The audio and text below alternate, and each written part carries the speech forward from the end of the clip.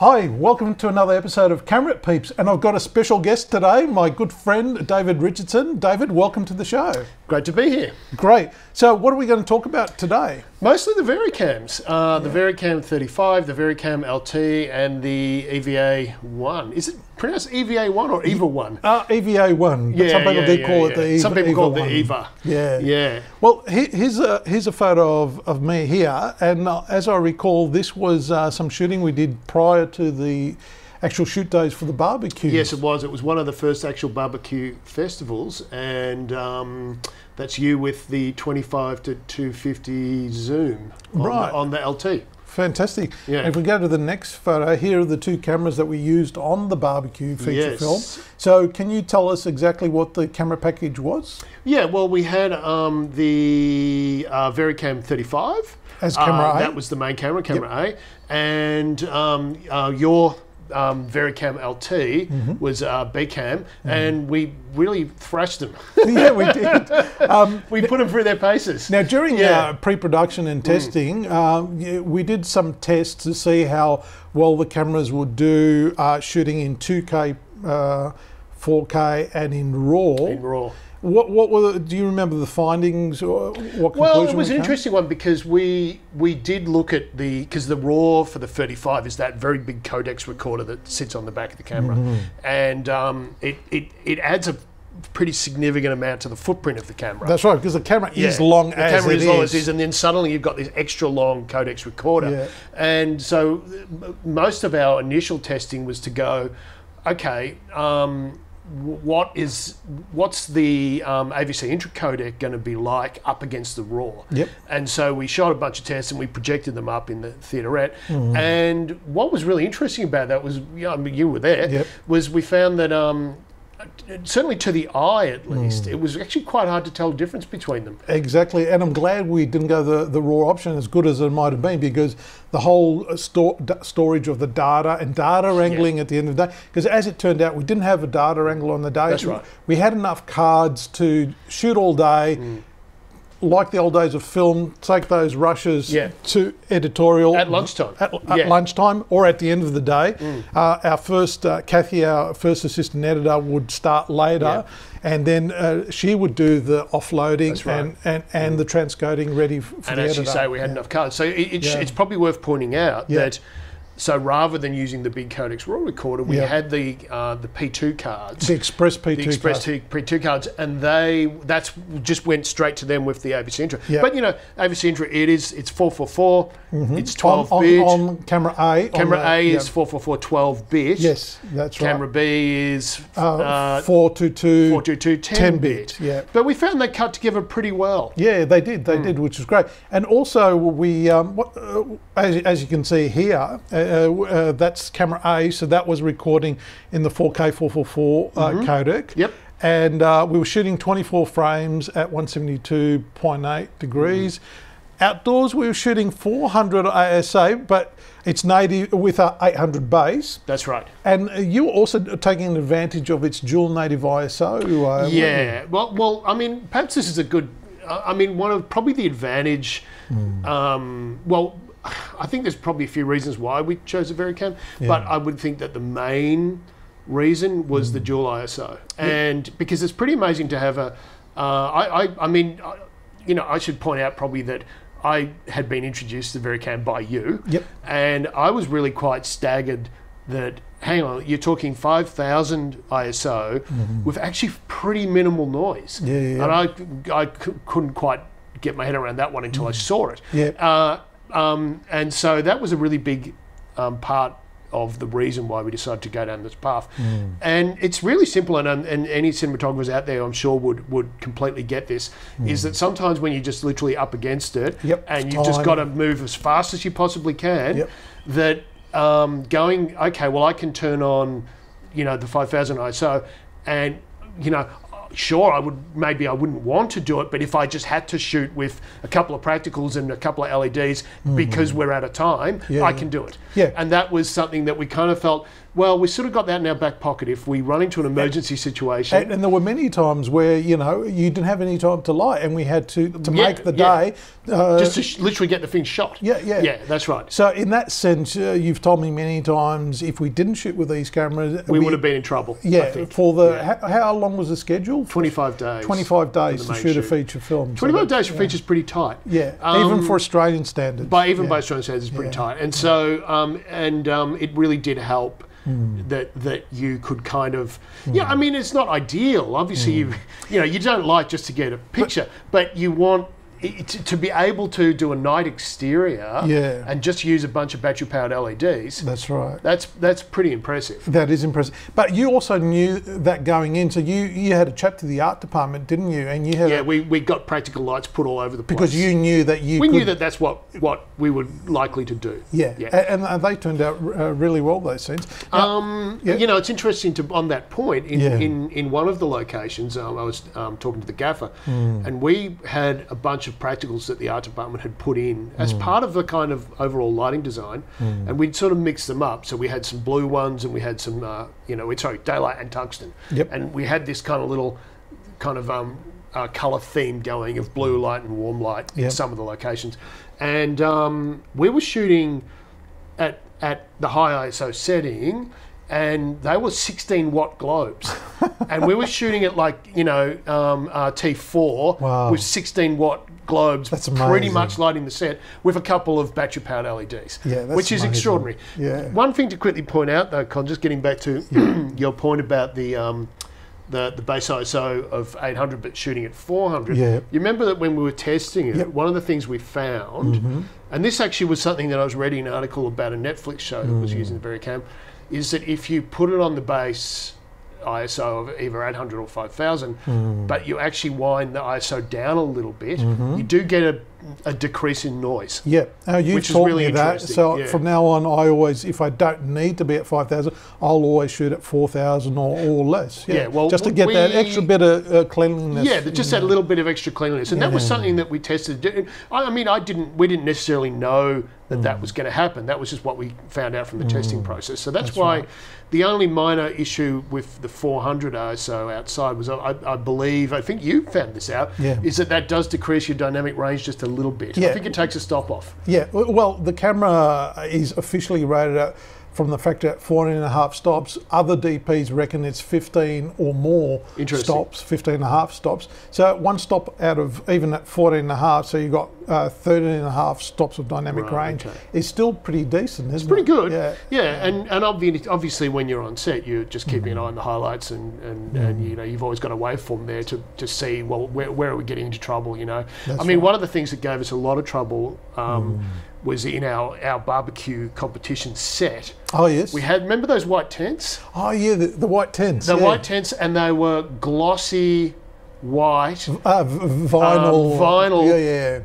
In the hot summer sun. Toppy, And we were like inside tents looking out. And they were in the background. So there was quite a lot of playing around in the grade just to pull.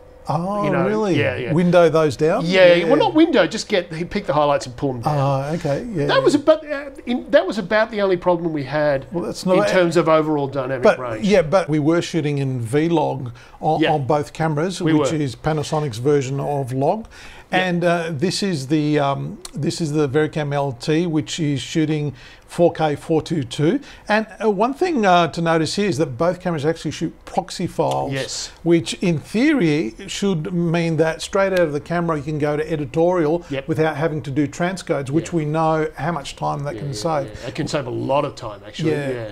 We didn't get time to test that on the barbecue, but I think I really want to push that feature on the next project. It's a good feature. Can I just back up so slightly?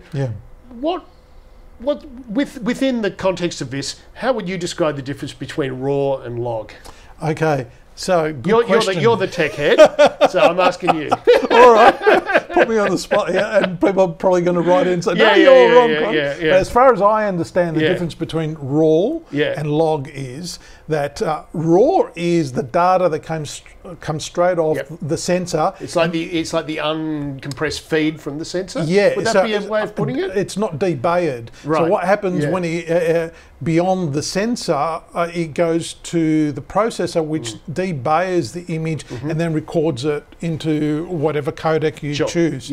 RAW, basically, when you're sending RAW out of the camera, is you're bypassing all that process and the debayed, so the Bayer pattern off the sensor is going directly output into a separate recorder like an Atomos or a Convergent Design. And then your post software like DaVinci will debayer the image. Now, some people think that does a better job than what your camera does, debayering, because you've got a much more powerful processor, computer and program to do it.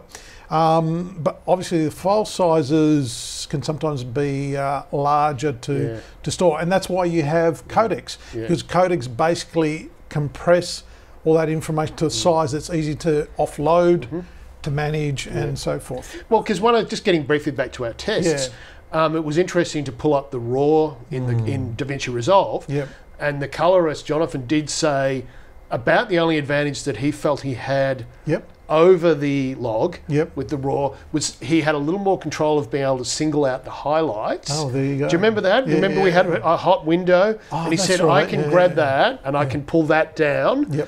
And he had a bit more control over that. But beyond that point, there wasn't a significant amount of difference between what he felt he could do with the log versus the RAW. So, certainly not enough to justify the massive file sizes and the huge that's right. codec So recorder. if you weighed that up against the storage, we ended up buying an Eureka 48 terabyte RAID drive, and that basically was enough to store all of the rushes off the 2 cameras, 3 cameras if you include the GH5.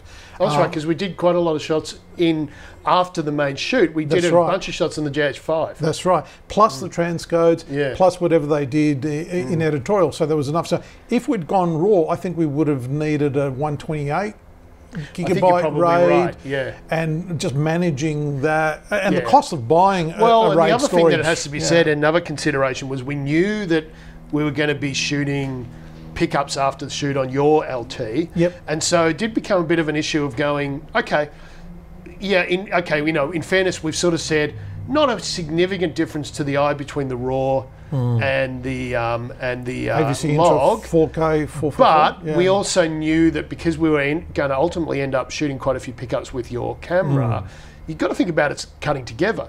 So if the main camera had been RAW and then we'd been off with a GH5 and the LT getting pickups, you would have potentially been an issue where you might have really noticed that mismatch. The difference. And the thing maybe I didn't answer before, I explained what I thought RAW was all about.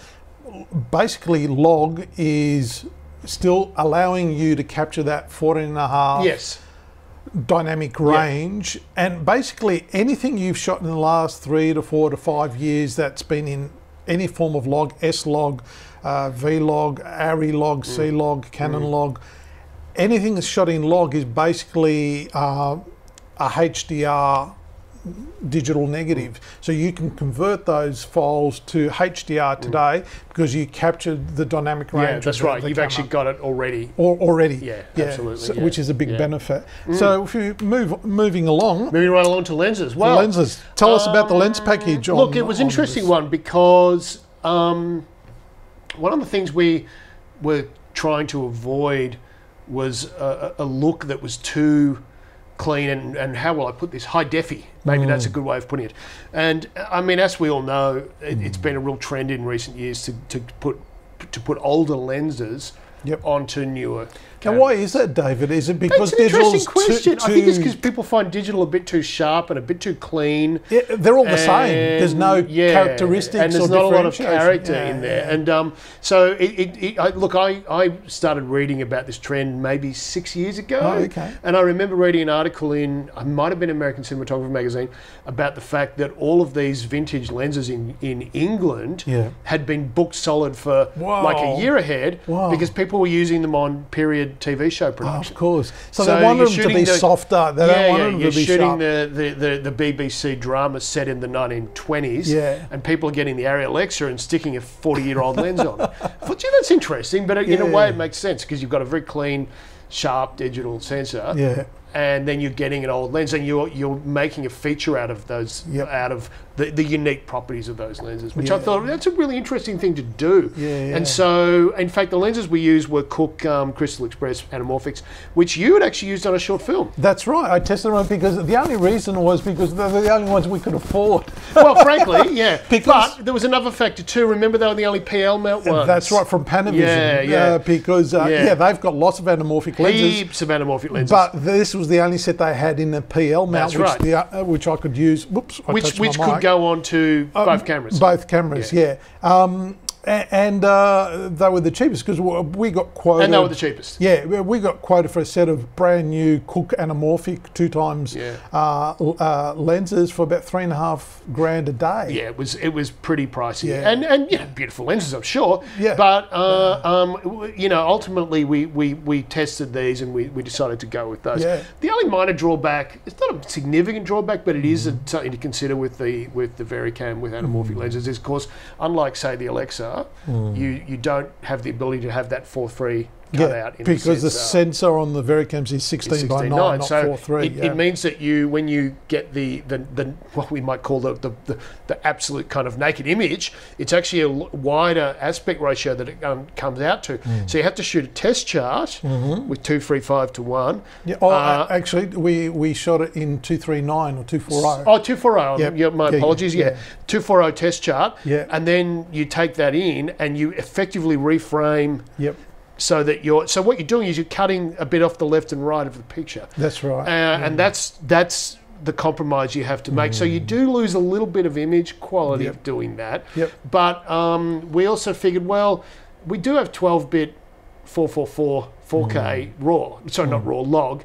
So we, looking at it, we kind of went, well, and given that we didn't want it to be hyper sharp and hyper clean and looking too high defy, we felt that it was an acceptable compromise with all of those factors coming into play. And you know what? I went and saw the Cast and Crew screening at High Point. I think you were there too, on the big mega screen there, and I must say it looked great. Yeah, I never saw an image that said, "Oh, it's looking a little blown up or a little ropey." It looked fantastic. Well, that's because also you've got to imagine that lately the algorithms and the technology of creating DCPs has improved so much. So we can tell you lots of stories about that. Oh boy, how long have you got? Exactly. As a DP, you really have to supervise the whole process right up until the end, because even at the end, that transcode or whatever, if the DCP is not done correctly. I was talking to you just before we started recording about that Arri channel masterclass with Carl Walter-Lindelong, and he actually makes the point that he said the frustrating thing for him in the digital era is not knowing which monitor is accurate. And he actually made that point in the thing. That's a very good point. I went, oh my God, because that was our concern too. And he actually said that what he does is when he's got his main on-set monitor, he takes it into the grading suite. Oh, really? And sits it there, and he makes damn sure that what he's seeing in the grading suite is matching the monitor he's going to have on set. That's probably smart. And I thought, okay, that's smart. But he said I kind of got to that point because he said every monitor you look at it on, it's different. And complicating the matter is HDR TVs. And so we found that very much, is that it looks like this on, it looks like that on the little monitor, it looks like something like a certain way through the viewfinder, it looks a certain way through the on-set monitor, it looks slightly different again in the edit suite, it looks slightly different in the grading suite on the computer, it looks slightly different when you project it in the grading suite, and then it looks slightly different in the sound mixing studio, and then the DCP looks slightly different again. Exactly. Now, we're not talking massive differences, but enough that you're just tearing your hair out going, which one is the one that I actually can look at and go, that's the image? And that becomes frustrating. And that brings up an interesting point, because on the set, all we were monitoring was... Well, we had the 17-inch HD. Yeah, which was just the Panasonic, old 17-inch Panasonic, but it still produced... I felt that the viewfinders were pretty good. What did you think about that? Yeah, the viewfinders are some of the best on the market. Lots of people have said that. But did you find the viewfinder was accurate to what... Because I remember you talked about the cast and crew screening, and you said, I found that what I saw was what I was looking at through the viewfinder. Yes, I do remember saying that. Yeah. It was the case. So in between all those variations, at the end of the day, what I saw in the viewfinder, what I saw... I found the viewfinders were pretty good. Yeah, and that's important. Yeah. But we were monitoring just the base... we just had a Rec 709 Rec 709 Vlog to Rec 709 LUT. And because, you can get... I know people are making up their own LUTs and having different LUTs for different things. But at the end of the day, I think we've got to keep it simple, and almost like the old days where you had your printer lights, and you never changed from that because that was your standard, and you knew when you deviated from that. I always see Rec 709 as being like the digital equivalent of a one light work print. Me too. I kind of go, I sort of look at it and go, if I'm shooting RAW, if I'm shooting log, that's kind of like a neg. Yeah, exactly. And my LUT is like a one light work print. Yeah, and exactly. That's just because my training, like you, is film. Yeah. And so I'm always thinking neg, print. Yeah. And so I just find that that's the digital equivalent because of those two things. you can muck around even on set. I don't know, we don't have the budgets usually here in Australia to have DOTs on set to work out. Well, you do. I mean, some will, but on an independent project, you'd be lucky to have that. Yeah, exactly. Yeah. And in a way, I kind of think it's good because I don't want to be working out looks on set in an environment where I'm not in ideal conditions. Well, I mean, I don't know. There's a certain thing. I think there's something to be said for, in as much as you can, trying to get it in camera as much as you can. You can't always. There's always going to be stuff you're going to do in grade. And look, there is a feature actually with POM4. I've got an app on the phone which does talk to the Vericam, where you can actually do a live grade, and it doesn't affect the image. It's just it changes the CDL and the 3D LUT that gets burnt into the file, which is another advantage. In the past, when you did that, the CDL file was a separate file that in post they had to match to the shot, whereas Panasonic will actually burn in that metadata with the clip. Oh, that's interesting. Yeah, so you can even save some of these looks. Like I thought... Oh, I remember now. I remember you told me about this. Yeah. So if you knew you had a dream sequence or a nighttime or a daytime look, you can create those and save them and just bring them up. So I see maybe there's an advantage there if you've got a flashback sequence or thing and you want to show the director, well, this is what we in pre-production worked out that you liked, and well, let's monitor like that, rather than trying to tell people, imagine this will look like this or like that purple or whatever. Then maybe there's an advantage to that, but I think that there's only so much finessing you can do on set.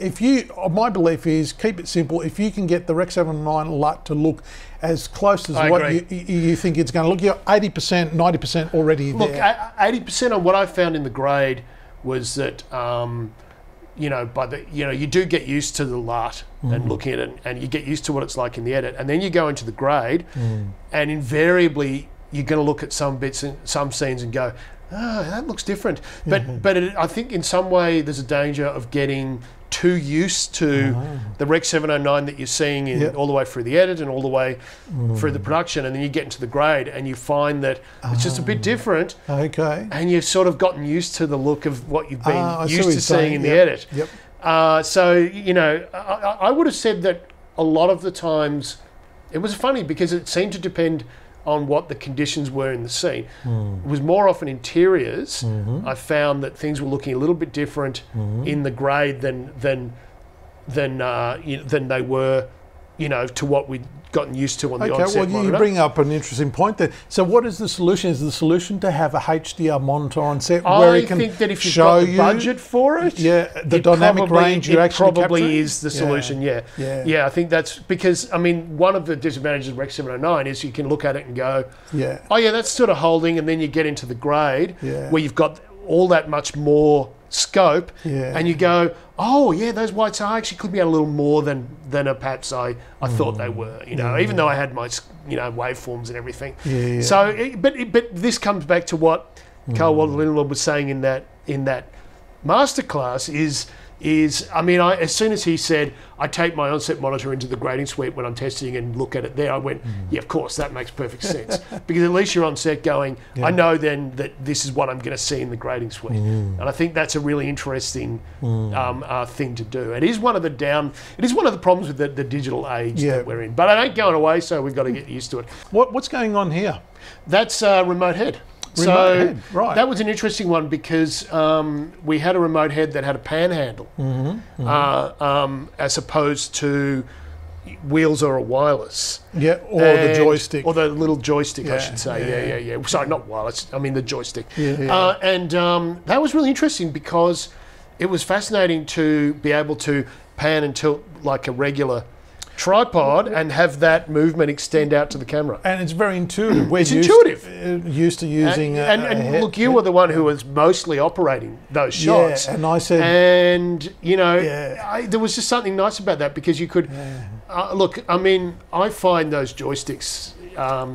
Me too. It's like playing a video game. Yeah, and I'm not of that generation. Yeah. And wheels, that's even before my time. I haven't had enough practice on wheels. This really saved That's why we got this, and it worked really well. Worked really, really well. So that's actually when we were on in Albury, and that is when we were just setting it up to make sure it was all working properly because it did have to get sent over from the UK. That's right, and that belongs to Jamie Leckie. That's right, who was our grip on the. Yeah, he got it sent over.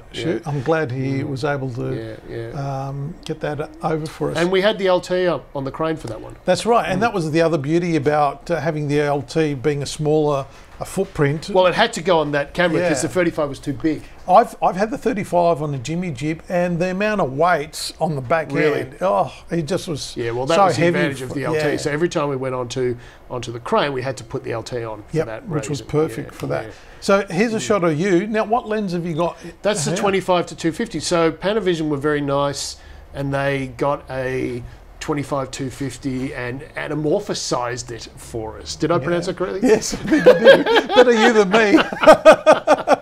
I was thinking, am I going to say this right? Anamorphosize it, and that was at the rear of the lens, if memory serves me correct. Yeah, they put the anamorphic element at the back, not at the front. And that was which also changed the focal length slightly because then it became. Oh, really? Do you remember? Became a 50 to 500. Oh yeah, instead of a 25 to 250. Because so is that a 2 times? It was a 2 times anamorphic. Of course. But my God, you could zoom that thing in. Yeah. So you could really get long lens shots with it. What were you shooting here? You had the stunt guy coming around the corner in the car park. I think on the that's buggy. What it might have been. So you're on the long lens. I can see the shot. Yeah, so that was actually quite a distance away from where that buggy came round the corner. That's what that one was. Yeah, absolutely. And but that was a beautiful lens. I mean, it was terrific. Yeah. The only thing you had to do with those lenses, you couldn't open them beyond about 4. Oh, that's right. That was another thing we discovered. Yeah, they got a bit. What is? There's a great video with. Who's the DP who works with John Matheson, who works with Ridley Scott all the time, and he says you got to watch out sometimes with anamorphic lenses because they can get mushy. Mushy was his term. And if you open those lenses beyond 4, you went wider than 4, they got mushy. So you had to be very careful about that. But you see, that's where... Not just this lens, all the ones we use. Yeah, all the ones But that's where... Well, all the ones we use. When I did a test, I tested, had a look at a brand new 20... I think it was a 25. Yep. Maybe it was a 32, 25 or 32. And I think it was a brand new Cook. Yep. And you could open that up and it wouldn't get mushy. Oh, well, because these were vintage lenses. That's right. You had to be a little mindful. So we were very particular to always sit around 4, 5, 6, if memory serves me correctly. Yeah, and whenever we were outside, we'd always ND so we could be sitting there. Yeah. Now, here's where the high ISO worked for us. Because remember we were inside with our 16-watt globes with anamorphic lenses, shooting at 3200 ISO at about 4 or 5, 6 on the lenses. Yep, well there you go. There's another perfect example. That was where the high ISO really helped out. Yeah. It allowed us to be at the 5, 6 in the interiors. And then we were lighting, sometimes a candle was a key light. So that's right. There's me. There's you. So that proves you and I were both on the shoot. Yeah, with the same lens. Who's in this picture? Oh, that's Stephen, the director. Yep. And it was great. One of the advantages of working with Stephen as a director is he used to be a cinematographer himself, very, very good cinematographer, and he's got a very sound and very solid camera experience. Yep. So he's often, he loves to jump on the camera, operate. But, it means that you can have that dialogue, which is great. Yep. I think that's very Because useful. some directors leave you to take care of the technical stuff and they just deal with the actors. And then there's other directors that are very hands-on. Everyone's a bit different, as I'm sure you know. Yeah. Who else is in the So Kate, who's our second AC, and Rilo, who was our first AC. Fantastic. And Rilo was, well, they were both great, and boy, did they work hard. Oh, yes. With 2 times anamorphic lenses. Absolutely, lenses. Yeah. And that big lens. There's that crane. He's the LT on the crane. There's, if you go back one con, sorry, there's those accursed bloody white... yeah. Now, when you've got really hard midday sun and no clouds on those things, boy, do they get hot. Yeah, I can imagine. And they're white and they're glossy vinyl. And they were the bane of our existence when we were colour grading. In the Let grey. me assure you. See, on the day, it didn't seem like No, here's the thing. Yeah. That's what kind of what it comes back to. We were often looking at waveforms and we were looking at the Rec 709 and we're going, they seem to be holding okay. And then you get into the grade and go, we're going to have to select that and bring them down. But the reason we didn't pick it up on the day is because we're looking at them outdoors in the bright sun. In a studio environment where it's dark and the projector is calibrated, that's right. You can actually seeing what you're not seeing on the day. And I can understand why DOTs are in a van somewhere, in a van or a black tent. And but really, even then, But I mean, you can understand that is an advantage of having a DOT. Is literally someone who's having that really hard look. Yes, and they've probably got a more sophisticated, waveform, and they're going, hey, you are clipping out at just there, and then you've got to make the call. Well, that's a window deep in the back of the shot. If I clip it out, is it a problem? Yeah. Maybe it is. And will I be able to pull it down? Can I pull it down later? Yeah. Have I got the time to do something about it now? Because that's always the other thing. Yeah. It's all very well to go, oh yeah, there's a window deep in the back of the shot and it's clipping out. Okay, what does that mean? Well, I might have to get a 2-stop net, put it on the outside of that window and knock it back. But that's going to take 10 minutes. 10 minutes or 15, depending on how big the window or door is. Or do I know I can fix that, with a power window later and save time? Exactly. I think that's the balancing act, those DOPs we have to have now is you almost have to know post enough to know I can deal with that later, or I can't deal with that later. It's going to take time and money to do later. I'm better off doing it now. Or no, that's something I can quickly do later. And knowing that you can do it is the interesting thing, because DaVinci Resolve now in colour grading, it's incredible what you can actually do. It gets more sophisticated by the day. And the free software is available to anyone. I mean, which is incredible. I mean, DaVinci Resolve, we found that you could put a mask over someone's face. You could track them through the shot. Then you could just isolate the face and just grade the face. How good's that? So, it's pretty incredible what you can do. Yeah.